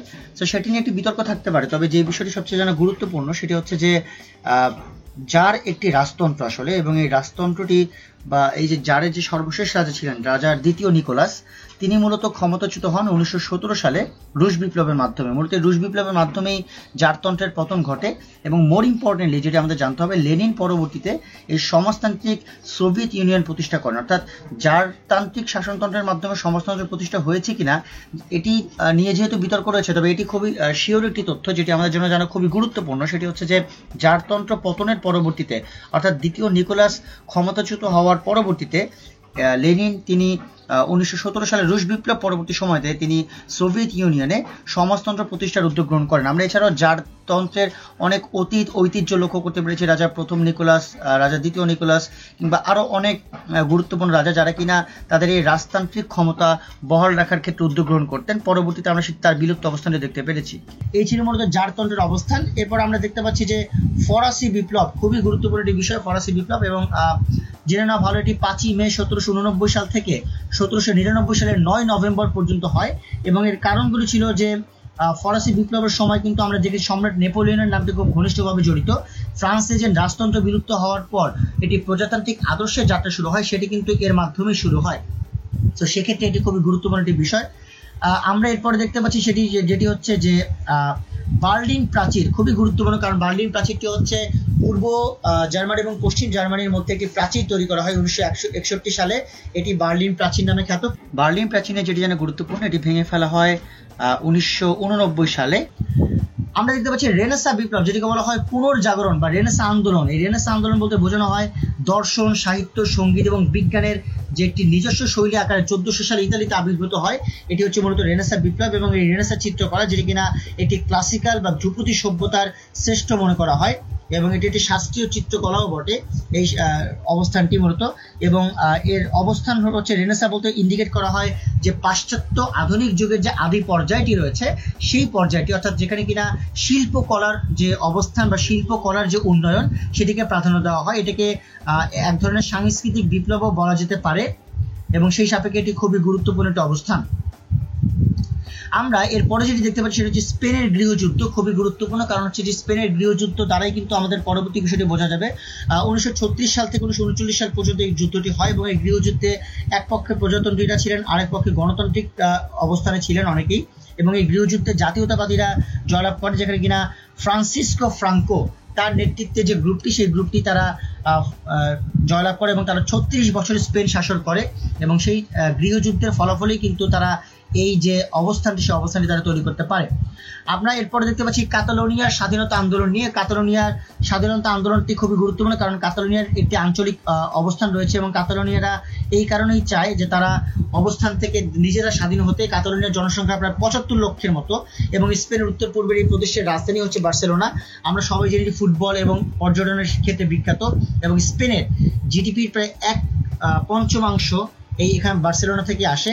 এবং কাতালোনিয়ার যে ক্ষমতায় বর্তমানে স্পেনের উপপ্রধানমন্ত্রী সোরাইয়া সান্তা মারিয়া, তিনি এখন এই অবস্থানে রয়েছেন। কাতালোনিয়া আসলে এই গৃহযুদ্ধের আগেও একটা স্বায়ত্তশাসন অবস্থায় ছিল এবং তারা আসলে ওই অবস্থানই তাদেরকে ফিরিয়ে আনতে চায় বলেই তারা আসলে এই আন্দোলনটি তারা সংরক্ষিত করে। আমরা এরপর দেখতে পাচ্ছি চেরনোবিলের বিপর্যয়, যেটি কিনা 1986 সালের 26শে এপ্রিল সংঘটিত হয় এবং এই পারমাণবিক বিদ্যুৎ কেন্দ্রের মোট যে পারমাণবিক চুল্লি ছিল সেই চুল্লিগুলোর বিস্ফোরণে এই ভয়াবহ বিপর্যয়টি ঘটে এবং স্মরণকালের সবচেয়ে ভয়াবহ দুর্ঘটনা এটিকে বলা হয়, যেখানে কিনা দেখা যায় যে অনেক মানুষ সেখানে মৃত্যুবরণ করে এবং পরীক্ষা চলাকালীন সময় এই পারমাণবিক চুল্লিটি মূলত বিস্ফোরণ ঘটে থাকে, যেটি কিনা আমাদের এমনিতেও খুব স্বাভাবিকভাবে এটি একটি নির্মম অবস্থান হিসেবে বলা যায়। আমরা দেখতে পাচ্ছি এর পরবর্তীতে অরেঞ্জ বিপ্লব হয় মূলত সেটি হচ্ছে ইউক্রেনকে কেন্দ্র করে এবং রাশিয়া এবং যে 5 বছর ধরে যে 2004 সালে অরেঞ্জ বিপ্লবের মাধ্যমে কিন্তু যেই মানুষটাকে কাবু করে হয় ইউক্রেনে, তার নাম হচ্ছে ভিক্টর ইউশচেঙ্কো। অর্থাৎ সোভিয়েত আমলে এই প্রজাতন্ত্র থেকে প্রতিবেশীতে রূপান্তরিত হয় রাশিয়ার যে প্রভাবটি ইউক্রেনের উপর, সেই প্রভাবটি কিন্তু কমে যায় এবং সেক্ষেত্রেই তারা এই অরেঞ্জ বিপ্লবটি ঘটায় এবং অরেঞ্জ বিপ্লবের মাধ্যমে ইয়ানুকোভিচ এর উপর একটি প্রতিশোধ নেওয়া হয়, যার পরবর্তীতে ইউক্রেন তাদের স্বাধীন অবস্থানটি অর্জন করতে সক্ষম হয়। আমরা দেখতে পাচ্ছি যে দর্শন চর্চার সূচনা, মূলত দর্শন চর্চার সূচনাটি কিন্তু শুরু হয় গ্রিকদের থেকে এবং এই গ্রিকদের থেকেই মূলত এই অবস্থানটি তৈরি করা হয় এবং পরবর্তীতে আমরা দেখতে পেয়েছি যে কিভাবে করে এই দর্শন চর্চাটি ইউরোপে ছড়িয়ে যায়, এরপর এশিয়াতেও এই দর্শন চর্চাটি ছড়িয়ে যায়, ভারত বা চায়নার যে দর্শনটি রয়েছে সেই দর্শন চর্চাটি আরো বেশি প্রলম্বিত হয়। আমরা দেখতে পেয়েছি যে বিখ্যাত দার্শনিক অনেকে রয়েছেন, প্লেটো, এরিস্টটল, সক্রেটিস, বা তার পরবর্তীতে খুব রিসেন্ট টাইমে বার্টন রাসেল, এদের মতো দার্শনিকরাই মূলত দর্শন চর্চার সূচনাটি করেন। শতবর্ষব্যাপী যুদ্ধ যেটি শুরু হয় 1337 সালে এবং আমরা দেখতেছি ইংল্যান্ডের রাজা তৃতীয় এডওয়ার্ড অবৈধভাবে ফ্রান্সের সিংহাসন যখন দাবি করেন তখনই কিন্তু যুদ্ধটি শুরু হয় এবং ফ্রান্স এবং ইংল্যান্ডের মধ্যে দীর্ঘকালীন এই যুদ্ধটি ছিল, যেখানে কিনা 1453 সালে এই যুদ্ধটি সমাপ্ত হয় এবং এটি হচ্ছে অনেক ইম্পর্টেন্ট একটি বিষয়, যেটি কিনা শতবর্ষব্যাপী ছিল। এই কারণে হলোকাস্ট হচ্ছে ইহুদি গণহত্যা বলা হয়, যেখানে কিনা দ্বিতীয় বিশ্বযুদ্ধের সময় ইহুদি ধর্মাবলম্বীদের যারা ইহুদি ধর্মের অনুসারী তাদের উপর হিটলারের নেতৃত্বে নাৎসি পার্টির পরিচালনায় একটি গণহত্যা চালানো হয়, যেখানে কিনা অর্ধেকের বেশি অংশকে নির্বিচারে হত্যা করা হয়, যাতে এটি ইতিহাসের অন্যতম ঘৃণ্য এবং অন্যতম নির্মম গণহত্যা হিসেবে ধরা হয়। এটি হচ্ছে মূলত হলোকাস্টের যে বর্ণনা সেটি। বাফার স্টেট হচ্ছে এমন একটি দেশ, যেই দেশটি হচ্ছে দুটি দেশের পারস্পরিক যুদ্ধের সময় তৃতীয় আরেকটি দেশ, যারা কিনা এই দুটি দেশের যুদ্ধবর্তী দুটি দেশের মধ্যখানে থাকে কিন্তু তারা কোনো যুদ্ধে অংশগ্রহণ করে না। এই মাঝখানে থাকার কারণে তাদেরকে বাফার স্টেট বলা হয়। যেমনটা আমরা দেখতে পেয়েছি যে বেলজিয়াম একবার বাফার স্টেট ছিল যখন কিনা ইংল্যান্ড এবং ফ্রান্সের মধ্যে যুদ্ধটি সংঘটিত হয়, কিন্তু বেলজিয়াম নিজে কিন্তু কোনো যুদ্ধের অংশ ছিল না। যেহেতু বেলজিয়ামের ভূমিতে যুদ্ধটি সংঘটিত হয় সেই কারণে বেলজিয়ামকে বাফার স্টেট বলা হয়। And lastly Brexit issue. আমরা সবাই জানি ব্রেক্সিট শব্দের মানে হচ্ছে ব্রিটেন এক্সিট, অর্থাৎ ইউরোপীয় ইউনিয়ন নামক একটি সংগঠন রয়েছে যেখান থেকে কিনা ব্রিটেন বের হয়ে যায়, সেই সাপেক্ষে ব্রেক্সিট সংঘটিত হয়। আমাদের 2020 সালের 31শে জানুয়ারি কিন্তু ব্রেক্সিট কার্যকর হয় ব্রিটিশ প্রধানমন্ত্রী ডেভিড ক্যামেরনের মাধ্যমে এবং এই সাপেক্ষে ব্রেক্সিট ইস্যুটি খুবই গুরুত্বপূর্ণ। সো এই ছিল মূলত ইউরোপ মহাদেশের যে চৌম্বক রাজনৈতিক ইস্যুগুলো রয়েছে সেগুলো আমরা এই সম্পর্কে আলোচনা করে বুঝতে পারলাম কিছুটা। আমরা উত্তর আমেরিকার আয়তন বা এই পটভূমিটা নিয়ে একটু আলোচনা করবো। আমরা দেখতে পাচ্ছি যে উত্তর আমেরিকা উত্তর গোলার্ধে প্রশান্ত ও আটলান্টিক মহাসাগরের মাঝখানে অবস্থিত, অর্থাৎ এটি আমরা পরবর্তী দেখতে পাচ্ছি দক্ষিণ আমেরিকার উত্তরে এটা অবস্থিত। মোর ইম্পর্টেন্টলি যেটি আমাদের জানতে হবে সেটা হচ্ছে যে এটি 2,47,000 কিলোমিটার আয়তনের ভূভাগ নিয়ে বিশ্বের তৃতীয় বৃহত্তম, অর্থাৎ বিশ্বের তৃতীয় বৃহত্তম মহাদেশ হিসেবে রয়েছে এবং আয়তনের পার্সপেক্টিভ থেকে কিন্তু এটিকে বিশ্বের তৃতীয় বৃহত্তম মহাদেশ হিসেবে আইডেন্টিফাই করা হয়েছে। সেটি হচ্ছে উত্তর আমেরিকা মহাদেশের বর্তমান অবস্থান এবং এই মহাদেশটির উত্তরে হচ্ছে উত্তর মহাসাগর, পূর্বে আটলান্টিক মহাসাগর, দক্ষিণে ও পশ্চিমে প্রশান্ত মহাসাগর এবং দক্ষিণ পূর্বে দক্ষিণ আমেরিকা এবং ক্যারিবিয়ান সাগর পরিবেষ্টিত। সুপ্রিয় শিক্ষার্থী বন্ধুরা, আমরা কিন্তু প্রত্যেকটি মহাদেশ পড়ানোর সময় এর চারপাশের যে অবস্থান সেগুলো কিন্তু আমরা খুব সুনিপুণভাবে বলার চেষ্টা করছি। সুতরাং যখন আপনারা এই আলোচনাগুলো নিজেদের মতো সন্নিবেশিত করবেন বা আপনারা পড়ার চেষ্টা করবেন, তখন ম্যাপ দেখে যদি আপনারা এটি পড়তে পারেন তবে সেটা আপনাদের জন্য খুবই উপকারী অবস্থান থাকবে। আমরা দেখতে পাচ্ছি উত্তর আমেরিকার সর্বোচ্চ স্থান হচ্ছে যুক্তরাষ্ট্রের আলাস্কার দেনালি, যেটিকে ম্যাককিনলিও বলা হয়, ম্যাককিনলি পর্বত বলা হয়, এবং এটি সমুদ্রপৃষ্ঠ থেকে 6194 মিটার উচ্চতায় অবস্থিত। এরপরে তথ্যপ্রবাহে আমরা দেখতে পাচ্ছি যে উত্তর আমেরিকার অধিকাংশ আয়তন জুড়ে 3টি বৃহৎ দেশ এবং একটি বিশাল দ্বীপাঞ্চল রয়েছে। তার মধ্যে এই যে 3টি বড় দেশ রয়েছে তারা হচ্ছে কানাডা, যুক্তরাষ্ট্র এবং মেক্সিকো, এবং গ্রিনল্যান্ড হিসেবে রয়েছে দ্বীপাঞ্চল হিসেবে। এবং এই গ্রিনল্যান্ডের মালিকানা কিন্তু বর্তমানে ডেনমার্কের অধীনে, যদিও বাট এটি অঞ্চল বা ভৌগোলিক সাপেক্ষে উত্তর আমেরিকা মহাদেশের মধ্যে অন্তর্ভুক্ত। আমরা দেখতে পাচ্ছি যে এছাড়াও রয়েছে ক্ষুদ্রতর 7টি দেশ যারা কিনা সম্মিলিতভাবে যাদেরকে মধ্য আমেরিকা নামে পরিচিত করা হয়, এবং এই ক্যারিবিয়ানে প্রায় 24টি দ্বীপ জাতি এবং বিভিন্ন আয়তনের এলাকা রয়েছে। যদিও আমরা পরবর্তী তথ্য দেখতে পাচ্ছি যদিও মধ্য আমেরিকা এবং ক্যারিবীয় অঞ্চলগুলো উত্তর আমেরিকা মহাদেশের অংশ, কিন্তু সংস্কৃতি ও ভূপ্রকৃতিগত কারণে এদেরকে সাধারণত তাদের উত্তরের বৃহত্তর প্রতিবেশীদের থেকে আলাদা হিসেবে গণ্য করা হয়। অর্থাৎ এই ক্যারিবীয় অঞ্চলগুলো মূলত আমেরিকান যে ট্রেডিশনাল কালচারটি রয়েছে সেই কালচার থেকে কিন্তু অনেকাংশে আলাদা, অর্থাৎ কালচারাল পার্সপেক্টিভ থেকে কিংবা জিওগ্রাফিক্যাল পার্সপেক্টিভ থেকে কিন্তু বা রেশিয়াল পার্সপেক্টিভ থেকে কিন্তু তারা অনেকাংশে আলাদা। এবং আমরা দেখতে পাচ্ছি সর্বশেষ আয়তনের দিক থেকে উত্তর আমেরিকা এশিয়া ও আফ্রিকার পর 3য় বৃহত্তম, এবং জনসংখ্যার বিচারে এশিয়া, আফ্রিকা, ইউরোপের পর 4র্থ বৃহত্তম মহাদেশ হচ্ছে উত্তর আমেরিকা মহাদেশ। সো খুব স্বাভাবিকভাবে আমরা এই অংশটি জেনে ফেলার পর আমাদের যেটি জানতে হবে সেটা হচ্ছে যে উত্তর আমেরিকার বেসিক তথ্য। আমরা উত্তর আমেরিকা মহাদেশের মৌলিক তথ্যগুলো সম্পর্কে এখন একটু আলোকপাত করার চেষ্টা করব। আপনারা দেখতে পাচ্ছেন যে সুপ্রিয় শিক্ষার্থী বন্ধুরা, যে প্রথমে যে প্রশ্নটি, কলম্বাস উত্তর আমেরিকা আবিষ্কার করেন কবে? সেটি আবিষ্কার করেন 1492 সালে, এবং এই উত্তর আমেরিকা মহাদেশের মোট স্বাধীন দেশের সংখ্যা হচ্ছে 23টি, এবং এই মহাদেশের মধ্যে আয়তনে উত্তর আমেরিকা বৃহত্তম দেশ হচ্ছে কানাডা, এবং জনসংখ্যায় উত্তর আমেরিকার বৃহত্তম দেশ হচ্ছে যুক্তরাষ্ট্র। সো যেটিও খুবই গুরুত্বপূর্ণ একটি বিষয়। এছাড়া আমরা দেখতে পাচ্ছি উত্তর আমেরিকা মহাদেশের দীর্ঘতম নদী হচ্ছে মিসিসিপি, মিসৌরি, এটিও খুবই গুরুত্বপূর্ণ। এছাড়া উত্তর আমেরিকা মহাদেশের বৃহত্তম উপদ্বীপ হচ্ছে ল্যাব্রাডর, যেটি কিনা উপদ্বীপ হিসেবে খুবই বিখ্যাত। এছাড়া আমরা দেখতে পাচ্ছি উত্তর ও দক্ষিণ আমেরিকা মহাদেশকে বিভক্তকারী খাল হলো পানামা খাল, যেটি কিনা সরাসরি উত্তর এবং দক্ষিণ আমেরিকা মহাদেশকে বিভক্ত করে। উত্তর আমেরিকা মহাদেশের সর্বোচ্চ বিন্দু যেটিকে বলা হয় সেটি হচ্ছে ম্যাককিনলি পর্বত, যেটি আমি একটু আগে বললাম, যার স্থানীয় নাম বা স্থানীয় আদিবাসী আমেরিকানরা এটাকে দেনালি বলে থাকে, যেটি কিনা মধ্য আলাস্কাতে অবস্থিত। উত্তর আমেরিকার শীতলতম স্থানের নাম হচ্ছে গ্রিনল্যান্ড, এটিও খুবই গুরুত্বপূর্ণ। এছাড়া আমরা দেখতে পাচ্ছি উত্তর আমেরিকার অধিক ঘনবসতিপূর্ণ দেশ হচ্ছে মেক্সিকো, এবং উত্তর আমেরিকার কম ঘনবসতিপূর্ণ দেশ হচ্ছে কানাডা। মূলত এই হচ্ছে উত্তর আমেরিকা মহাদেশের মৌলিক তথ্য বা তথ্যাবলী কেন্দ্রিক যে অবস্থা সেটি আমরা এই সম্পর্কে জেনে ফেললাম। এর পরবর্তীতে আমরা খুবই গুরুত্বপূর্ণ কিছু আলোচনা করব। আমরা পরবর্তী আলোচনা মুভ করি যে উত্তর আমেরিকা মহাদেশের প্রাকৃতিক বৈচিত্র্যগুলো আসলে কেমন। সো এই প্রাকৃতিক বৈচিত্র্য সম্পর্কে আমরা একটু জানবো। আমরা প্রথমেই যে বিষয়টি জানতে বা দেখতে পাচ্ছি সেটি হচ্ছে যে বানফ জাতীয় উদ্যান। সো বানফ জাতীয় উদ্যানটা আসলে কেমন, প্রথমেই আমি একটু বলে নিই যে বানফ জাতীয় উদ্যানটা অবস্থিত হচ্ছে কানাডাতে, এবং এটি ক্যানাডিয়ান রকিজে অবস্থিত একটি উদ্যান, যেটি কিনা ইউনেস্কোর বিশ্ব ঐতিহ্যবাহী স্থান রয়েছে। এবং এই বানফের মধ্যে কিন্তু অনেকগুলো উদ্যান রয়েছে, অর্থাৎ বানফ কিন্তু একটি একক উদ্যান। এর পাশাপাশি রয়েছে জ্যাসপার জাতীয় উদ্যান, কিউটিনে জাতীয় উদ্যান এবং ইউহো জাতীয় উদ্যান। এবং এই 4টি উদ্যান যে নাম আমি বললাম বানফ উদ্যান সহ, এই 4টি উদ্যান কিন্তু ক্যানাডিয়ান যে রকি মাউন্টেন রয়েছে বা রকি পাহাড়টি রয়েছে সেই পাহাড়ের অন্তর্গত। এই কারণে এই বিষয়টি খুবই আলোচনার মধ্যে চলে আসে। সো এই ছিল মূলত একটি নয়নাভিরাম সৌন্দর্যের দিক থেকে যে বিষয়টি, সেটি হচ্ছে বানফ জাতীয় উদ্যান। আমরা পরবর্তীতে দেখতে পাচ্ছি একটি গিরিখাতের নাম, যার নাম হচ্ছে গ্র্যান্ড ক্যানিয়ন, এবং এই গ্র্যান্ড ক্যানিয়ন মূলত যুক্তরাষ্ট্রের অ্যারিজোনা অঙ্গরাজ্যে অবস্থিত একটি গিরিখাত, এবং এই গিরিখাতের মধ্য দিয়ে কলোরাডো নদী বয়ে গেছে, এবং এর বেশিরভাগ অংশই কিন্তু গ্র্যান্ড ক্যানিয়ন ন্যাশনাল পার্কের ভিতর পড়েছে, যা যুক্তরাষ্ট্রের যে একদম প্রথম দিককার জাতীয় উদ্যান, এবং এটি গিরিখাতের দৈর্ঘ্য প্রায় 277 মাইল, এবং এই কারণে এই গ্র্যান্ড ক্যানিয়ন খুবই বিখ্যাত। এবং এই গিরিখাতটি কিন্তু যুক্তরাষ্ট্রের যে প্রাচীন ভূমির যে একটি পরিচিতি, সেই প্রাচীন ভূমির যে পরিচিতি সেই পরিচিতিও কিন্তু তারা উল্লেখ করে। আমরা এরপরে যেটি দেখতে পাচ্ছি সেটা হচ্ছে টিওটিহুকান পিরামিড। সো টিওটিহুকান পিরামিডটি কেন গুরুত্বপূর্ণ, কারণ এটি খুবই প্রাচীন মায়া সভ্যতার সময় থেকে এটি কিন্তু উল্লেখ করা হয়, এবং বলা হয় এটি কিন্তু আসলে একেবারে প্রাচীন জাতীয় উদ্যানের মধ্যে এটি রয়েছে, সেই সাপেক্ষে এটি খুবই গুরুত্বপূর্ণ।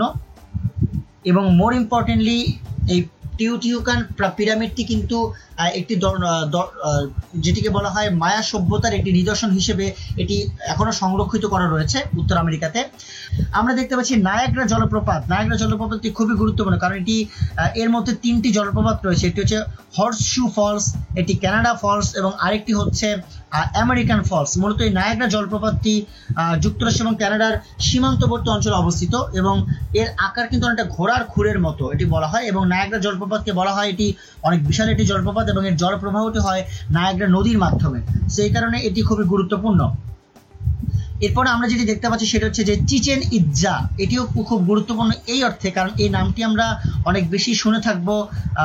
এর প্রধান কারণ হচ্ছে এটি প্রাকৃতিক সপ্তাশ্চর্যের মধ্যে রয়েছে এবং এই চিচেন ইৎজাটি এটি আসলে প্রাক কলম্বিয়ান সময়ের যে মায়া সভ্যতা তার একটি বড় শহর ছিল এবং এটি মেক্সিকোর ইউকাতান রাজ্যের তিনুম নামক জায়গাতে অবস্থিত এবং এটি চিচেন ইৎজা 600 খ্রিস্টাব্দ থেকে 1200 খ্রিস্টাব্দ পর্যন্ত মায়া সভ্যতার উত্তরাংশে একটি প্রধান কেন্দ্র হিসেবে অবস্থিত। এই ছিল মূলত উত্তর আমেরিকা মহাদেশের প্রাকৃতিক বৈচিত্র্য। আমরা আমাদের পরবর্তী আলোচনা মুভ করব যে উত্তর আমেরিকা মহাদেশের রাজনৈতিক ইস্যুগুলো আসলে কেমন। আমরা প্রথমে যেটি দেখতে পাচ্ছি সেটা হচ্ছে লুইজিয়ানা রাজ্য ক্রয়। এই লুইজিয়ানা রাজ্য ক্রয়টি কেন গুরুত্বপূর্ণ? কারণটি হচ্ছে যে এই লুইজিয়ানা রাজ্য কিন্তু বর্তমানে যুক্তরাষ্ট্রের একটি অঙ্গরাজ্য এবং 1812 সালে এটি যুক্তরাষ্ট্রের 18তম অঙ্গরাজ্য হিসেবে অন্তর্ভুক্ত হয়। উত্তর আমেরিকা মহাদেশের একটি গুরুত্বপূর্ণ রাজনৈতিক ইস্যু হচ্ছে লুইজিয়ানা অঙ্গরাজ্যটি ক্রয় করা। মূলত মার্কিন যুক্তরাষ্ট্র এই লুইজিয়ানা অঙ্গরাজ্যটি ক্রয় করে এবং তারা সেটি ক্রয় করে ফ্রান্সের নিকট থেকে, অর্থাৎ ফ্রান্সের নিকট থেকে মূলত তারা এই অঙ্গরাজ্যটি তাদের নিজেদের করে নেয়। আমরা দেখতে পেয়েছি যে কিভাবে করে যুক্তরাষ্ট্রের বর্তমান রাজ্যের সংখ্যা কিন্তু 51টি, সেই সাপেক্ষে লুইজিয়ানা একটা ঐতিহাসিক রাজ্য ছিল এবং ওই সময় তারা এই রাজ্য ক্রয়ের মাধ্যমে তাদের বাণিজ্যিক অবস্থানটিকে তারা প্রমাণ করার চেষ্টা করেছিল। আমরা দেখতে পাচ্ছি আলাস্কা সংঘাত কিন্তু খুবই গুরুত্বপূর্ণ আর আলাস্কা দ্বন্দ্বটি, কারণ আলাস্কাও কিন্তু রাশিয়া যুক্তরাষ্ট্রের কাছে বিক্রি করে এবং এখানে একটি বিষয় রয়েছে যে 1959 খ্রিস্টাব্দের 3 জানুয়ারি এটি যুক্তরাষ্ট্রের 49তম অঙ্গরাজ্য হিসেবে এটি অন্তর্ভুক্ত হয় এবং সেই সাপেক্ষে এটি খুবই গুরুত্বপূর্ণ। এবং আমরা দেখতে পাচ্ছি আলাস্কা নিয়ে কিন্তু দ্বন্দ্ব ছিল, সেই জায়গা থেকে এটি খুবই গুরুত্বপূর্ণ ছিল। ইলেকটোরাল কলেজ এবং যুক্তরাষ্ট্রের নির্বাচন পদ্ধতি খুবই গুরুত্বপূর্ণ একটি বিষয় এবং একটু বলে নেওয়া ভালো যে তাত্ত্বিকভাবে প্রার্থীদের মধ্যে মানে ইলেকট্রাল ভোট সম্পর্কে আমরা বলে দিচ্ছি যে প্রার্থীদের মধ্যে সারা দেশে যিনি সবচেয়ে বেশি ভোট পান ইলেকটোরাল কলেজ তাকেই প্রেসিডেন্ট হিসেবে নির্বাচন করে থাকে এবং ইলেকটোরাল কলেজ পদ্ধতিতে প্রত্যেকটি রাজ্যের হাতে কিছু ভোট থাকে, অর্থাৎ কোন রাজ্যের কতজন ইলেক্টর বা নির্বাচক থাকবেন সেটি নির্ভর করে ওই রাজ্যের জনসংখ্যার উপর। যেমন আমি যদি একটা এক্সাম্পল দিই, টেক্সাস রাজ্যে যদি রিপাবলিকান প্রার্থী 50.1% ভোট পান তাহলে ওই রাজ্যের 38টি ইলেকট্রাল ভোট তার পকেটে চলে যাবে। সো ইলেকট্রাল ভোটের মোট সংখ্যা মূলত 538টি এবং প্রেসিডেন্ট যদি হতে হয় তাহলে কমপক্ষে 270টি ভোট পেতে হয়। সো এটি যেহেতু খুব সাম্প্রতিককালের একটি ঘটনা বা ইলেকট্রাল কলেজ যুক্তরাষ্ট্র নির্বাচন বিষয়টি, সেটি আমরা খুব ভালোভাবে জানতে হবে। এবং সর্বশেষ খবর যেটা আমরা জানতে পারছি সেটা হচ্ছে যে ডোনাল্ড ট্রাম্প এবং জো বাইডেন অর্থাৎ যথাক্রমে রিপাবলিকান এবং ডেমোক্রেট প্রার্থীদের মধ্যে জো বাইডেন কিছুটা এগিয়ে রয়েছে এবং এই সাপেক্ষে এখন পর্যন্ত যেহেতু ফাইনাল ফলাফলটি পাওয়া যায়নি এটা আমাদের আমরা এর পরবর্তীতে যে বিষয়টি দেখতে পাচ্ছি সেটি হচ্ছে ওয়াটারগেট কেলেঙ্কারি।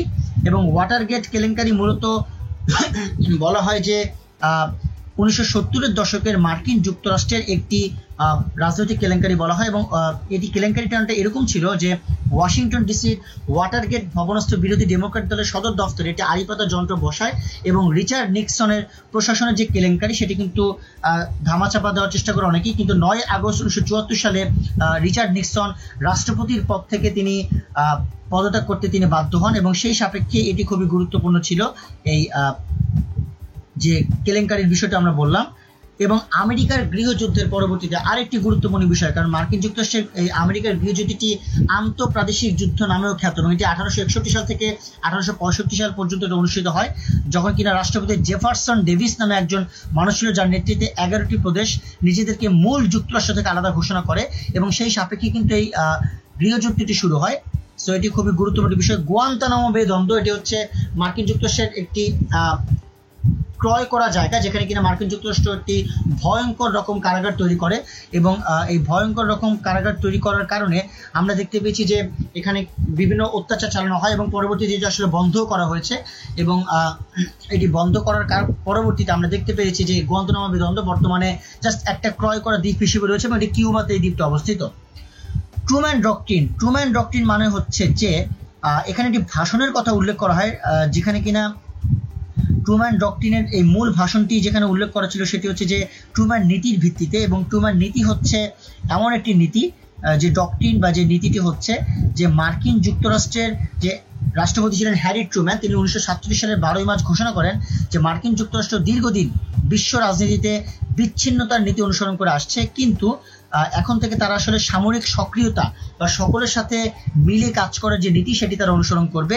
সেই সাপেক্ষে এই নীতিটি খুবই গুরুত্বপূর্ণ ছিল। এটি এই কারণে এটিকে বলা হয় ট্রুম্যান ডক্ট্রিন বা ট্রুম্যান নীতি। এছাড়া মার্শাল প্ল্যান নামে একটি বিষয় রয়েছে, মার্শাল পরিকল্পনা। এটি হচ্ছে ইউরোপের বিভিন্ন দেশকে সহায়তা প্রদান করে একটি মার্কিন পরিকল্পনা। দ্বিতীয় বিশ্বযুদ্ধের পর ইউরোপীয় দেশগুলোর যে অর্থনৈতিক বিধ্বস্ত অবস্থা ছিল সেই সাপেক্ষে এই পরিকল্পনাটি গ্রহণ করার উদ্যোগ করা হয়। আমরা জানি যে কিউবার ক্ষেপণাস্ত্র ইস্যুটি আমরা দেখতে পেয়েছি যে যখন কিনা কিউবাতে ফিদেল ক্যাস্ট্রো ছিলেন তখন কিনা ক্ষেপণাস্ত্র নিয়ে মার্কিন যুক্তরাষ্ট্রের একটি দ্বন্দ্ব ছিল, সেটিও খুব গুরুত্বপূর্ণ একটি বিষয়। টুইন টাওয়ার ইস্যু আরো গুরুত্বপূর্ণ বিষয়। 2001 সালে টুইন টাওয়ার হামলাটি হয় এবং যার প্রেক্ষিতে আল কায়দা নামক একটি জঙ্গিদের উত্থান লক্ষ্য করা যায় এবং বেশ কয়েকটি রাজনৈতিক ইস্যু সেখানে জন্ম নেয়। আমরা দেখতে পাচ্ছি মার্কিন যুক্তরাষ্ট্রের তৎকালীন সময় দাসপ্রথা বিলোপ। এটি আমাদের এটি জানতে হবে যে মার্কিন যুক্তরাষ্ট্রের দাসপ্রথা যিনি বিলোপ করে দিয়েছেন আব্রাহাম লিঙ্কন। আমরা দেখতে পাচ্ছি বর্ণবাদ ইস্যু আমরা মার্টিন লুথার এর নাম সবসময় চলে আসে, মার্টিন লুথার কিং এর নাম, যেটি কিনা বর্ণবাদ ইস্যুর ক্ষেত্রে তিনি অনেক গুরুত্বপূর্ণ অবস্থান তৈরি করে থাকেন। গণতন্ত্রের সূচনা রয়েছে এখানে বলা হয়। গণতন্ত্রের সূচনা বলতে যেটি বোঝানো হচ্ছে সেটি হচ্ছে যে আব্রাহাম লিঙ্কন তিনি কিন্তু এই গণতন্ত্রের ক্ষেত্রে তারা বেশ কয়েকবার এই উদ্যোগটি গ্রহণ করেন যে গণতন্ত্রকে সুষ্ঠুভাবে ম্যানেজ করার ক্ষেত্রে। তো সেই সাপেক্ষে গণতন্ত্রের সূচনাটি আব্রাহাম লিঙ্কনের কাছ থেকে আমরা যেটি প্রায় এর আগেও শুনেছি সেটি হচ্ছে যে democracy is the government of the people, by the people, for the people, এই আলোচনাটি। সো এই কারণে এটি খুবই গুরুত্বপূর্ণ। আমরা পরবর্তী হচ্ছি ক্যারিবিয়ানদের স্বাধীনতা। ক্যারিবিয়ানদের স্বাধীনতাটি কেন গুরুত্বপূর্ণ? ক্যারিবিয়ানদের স্বাধীনতাটি এই অর্থে গুরুত্বপূর্ণ কারণ অনেকগুলো দ্বীপ সেখানে কানেক্টেড ছিল। এই দ্বীপগুলোকে তারা স্বাধীন দেয়, যেমন বারবাডোস ছিল, ট্রিনিদাদ অ্যান্ড টোবাগো ছিল, সেন্ট কিটস অ্যান্ড নেভিস ছিল, সেন্ট লুসিয়া ছিল। এরাই মূলত ক্যারিবিয়ানরা উপদ্বীপ ছিল, তাদের স্বাধীনতাটি করা হয়। হোয়াইট হাউস হচ্ছে মূলত উত্তর আমেরিকার যে সব থেকে গুরুত্বপূর্ণ রাষ্ট্র যুক্তরাষ্ট্র, তাদের প্রেসিডেন্টের বাসভবন হোয়াইট হাউস, এবং এটি রাজনৈতিক ক্ষেত্রে কিন্তু খুবই গুরুত্বপূর্ণ অবস্থান দখল করে থাকে। এই ছিল মূলত উত্তর আমেরিকা মহাদেশের রাজনৈতিক ইস্যু আমরা জানলাম। আমরা আমাদের আলোচনার একেবারে শেষ পর্যায়ে চলে এসেছি। আমরা দেখব আজকের লেকচারের সাথে কানেক্টেড পূর্ববর্তী বছরের প্রশ্নগুলো কি কি। আমরা দেখতে পাচ্ছি জাপানের যুক্তরাষ্ট্রের ঘাঁটি কোথায় অবস্থিত? এটি ঢাকা ইউনিভার্সিটি এসেছে। এর উত্তরটা হচ্ছে ওকিনাওয়া নামক জায়গায় জাপানে যুক্তরাষ্ট্রের ঘাঁটি অবস্থিত, এটি খুবই গুরুত্বপূর্ণ। এরপর আমরা দেখতে পাচ্ছি রোহিঙ্গা জনগোষ্ঠী কোন রাজ্যে বাস করে? এটি হচ্ছে আরাকান রাজ্যে বাস করে, এটিও ঢাকা ইউনিভার্সিটি চলে এসেছে। আর ঢাকা ইউনিভার্সিটি আরেকটা প্রশ্ন আমরা দেখতে পাচ্ছি বিশ্বে অস্ত্র রপ্তানিতে শীর্ষ দেশ কোনটি? এটি উত্তরটি হচ্ছে রাশিয়া, এটি আমরা জানতে পেরেছি। আমরা দেখতে পাচ্ছি ইয়েমেনের হুতি আন্দোলনের আনুষ্ঠানিক নাম কি? এটিও ঢাকা ইউনিভার্সিটি এসেছে, উত্তরটি হচ্ছে আনসারুল্লাহ, এটি হচ্ছে আনুষ্ঠানিক নাম। ভ্লাদিমির পুতিন কোন রাজনৈতিক দলের নেতা? এটিও খুবই গুরুত্বপূর্ণ প্রশ্ন, এবং ভ্লাদিমির পুতিনের বর্তমান রাজনৈতিক দল হচ্ছে ওপেন রাশিয়া বা জোরো রাশিয়া, এটি ঢাকা ইউনিভার্সিটি এসেছে। রোহিঙ্গা সংক্রান্ত কমিশনের নাম কি? এটিও ঢাকা ইউনিভার্সিটির প্রশ্ন এসেছে, এবং এর উত্তরটি হচ্ছে আনান কমিশন। জাতিসংঘের সাবেক মহাসচিব কফি আনানের নামে এই কমিশনটি গঠন করা হয়। স্পেনের কোন অঞ্চল স্বাধীনতার জন্য আন্দোলন করছে? আমরা একটু আগে জেনেছি সেটা হচ্ছে কাতালোনিয়া, এটি ঢাকা ইউনিভার্সিটিতে এসেছে। মোদী সরকার ঘোষিত অবৈধ মুদ্রামান কোনটি? এর উত্তরটি হচ্ছে 500 রুপি, বা এর যে অবৈধ মুদ্রামান ঘোষণা করা হয়েছে ভারত সরকার ঘোষিত, সেটি মূলত অবৈধ মুদ্রামান, এটিও ঢাকা ইউনিভার্সিটি এসেছে। এবং লাস্টলি ঢাকা ইউনিভার্সিটি আরেকটি প্রশ্ন এসেছে যুক্তরাজ্যের স্বরাষ্ট্রমন্ত্রী কে? উত্তর হচ্ছে সাজিদ নাভিদ, তিনি যুক্তরাজ্যের স্বরাষ্ট্রমন্ত্রী বর্তমানে। এই ছিল মূলত আমাদের পূর্ববর্তী বছরের প্রশ্নসমূহ। সবাইকে আন্তরিক ধন্যবাদ জানাচ্ছি এতক্ষণ ধরে আমাদের সাথে থাকার জন্য, এবং আমরা কিন্তু অনেকগুলো তথ্য সমৃদ্ধ একটি লেকচার বোঝার চেষ্টা করলাম।